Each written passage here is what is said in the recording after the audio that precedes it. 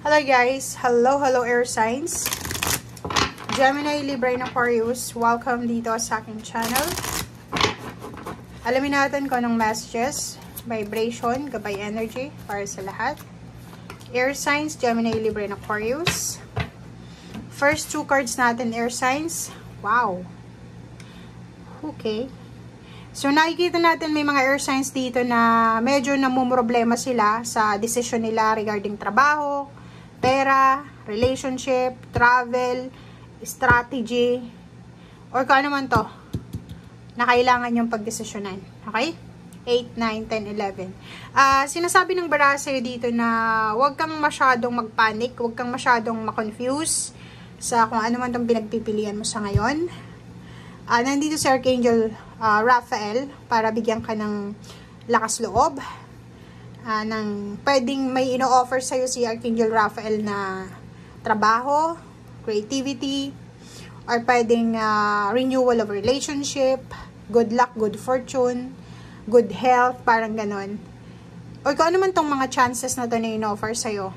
And nahihirapan ka siguro mag-desisyon sa araw na ito. Ang nakikita natin dito, trabaho to eh.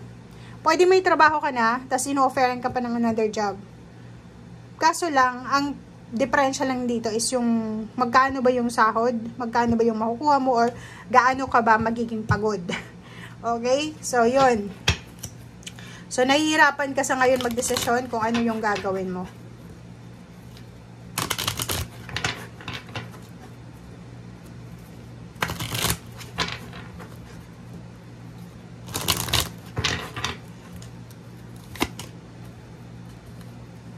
Okay.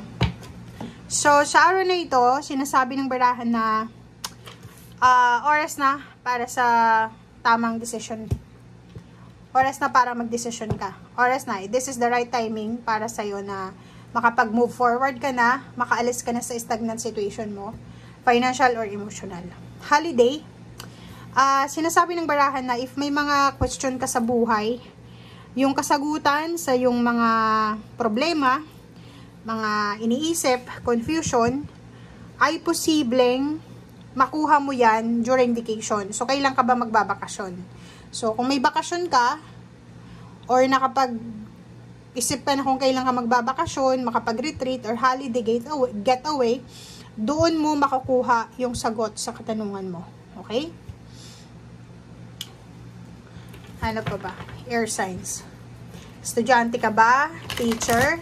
Empleyado, OFW, kasi sinasabi ng baraha na yung katanungan mo sa ngayon ay masasagot yan siguro sa darating mong bakasyon. Tinatin na lang kung kailan yung bakasyon mo. Okay? Nakikita ko sir dito na posibleng meron kang mga memories from your past. Pwedeng maaalala mo yung mga nangyari sa'yo last year, or maalala mo yung mga panahon na masaya at malungkot during vacation or during holiday season. Or yung mga panahon na masaya ka pa. Or yung mga panahon na bata ka pa. Basta ang dami-dami mong maalala. Maalala mo yung mga nawala mo ng kapamilya dito sa mundo. Mga nangyari sa nakaraan or ano pa man.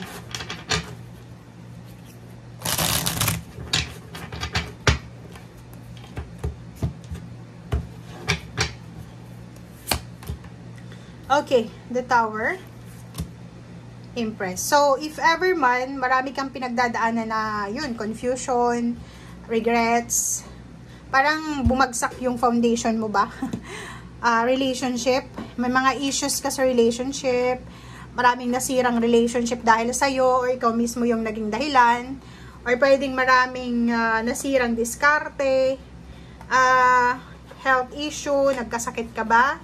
Or may mga relationship na nasira, or kung ano man yan na nasira sa buhay mo, sinasabi ng barahan na may pagkakataon ka ulit na maayos ito. Okay? Nandito yung Empress, new beginnings, abundance, prosperity. Kahit anong oras, kahit anong araw, pwede mong i-correct yung mga mistakes mo, pwede mong balikan yung mga nakaraan mo na mga maling decision making, gamitin mo yon yung maling decision mo para makuha mo na yung good decision. Okay? Take care of your health. Yun din yung pinaka-importante dito. Alagaan mo ang sarili mo. Lalo na yung iba na nakaranas ng sakit, parang ganon. 7 of Wands, diba? Protect yourself, physical health. Protect your work. Protect your family. Protect your peace of mind.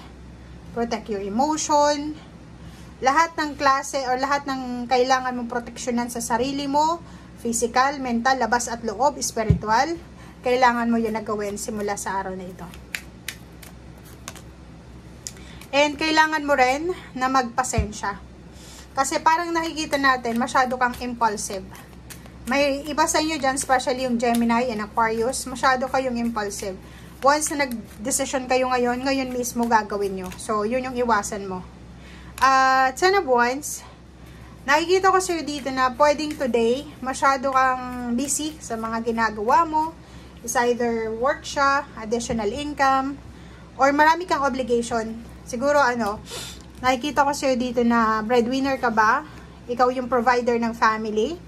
Ikaw yung nagbibigay ng parang, anong tawag dito? Nagbibigay ka ng sigla sa pamilya. Ikaw yung foundation nila Pag nawala ka sa pamilya, magiging matamlay yung pamilya. Parang ganon. So, multitasking, double jobs, triple jobs, mga part-time, full-time na work. Sobrang dami na ginagawa mo sa ngayon. May negosyo, nagtatrabaho pa. Zero the Fool, sinasabi ng baraha na marami kang maiisip na paraan, 'di ba? Kaya sobra kang busy, sobra kang magbumultitask simula sa araw na ito kasi kung nabasa mo or napanood mo yung last reading mo, sinabi doon, especially yung Gemini, siguro Aquarius and Libra, na ang dami-dami yung mga bagong ideas na may isip. Sobrang inspiration na makukuha nyo kung paano kumita ng pera. 'Di ba? Paano kumita ng pera, paano makahanap ng trabaho, paano makakilala ng mga powerful or influential na tao or connection, parang ganun. Okay, so 5 of Pentacles. Nakikita ko financially sa ngayon, medyo may problema ka sa pera. But, etong Page of Pentacles, sa future daw, sinasabi na magiging successful ka sa pera, sa relationship, or sa kung saan pa man. So, kung sa kasalukuyan 5 of Pentacles yung problema mo, may health problem ka, may problema ka sa pera, huwag kang masyadong mag-alala. 'Di ba? Kasi, ang future mo, yung Page of Pentacles mo, sinasabi na may trouble kang gagawin, may bibili ng sasakyan sa future, meron na magbabakasyon sa ibang bansa, meron ditong lilipat ng bahay, lilipat ng trabaho, magkakaroon ng victory and success sa money and relationship, magkakaroon ng peace of mind, mawawala lahat ng pinoproblema nila sa ngayon.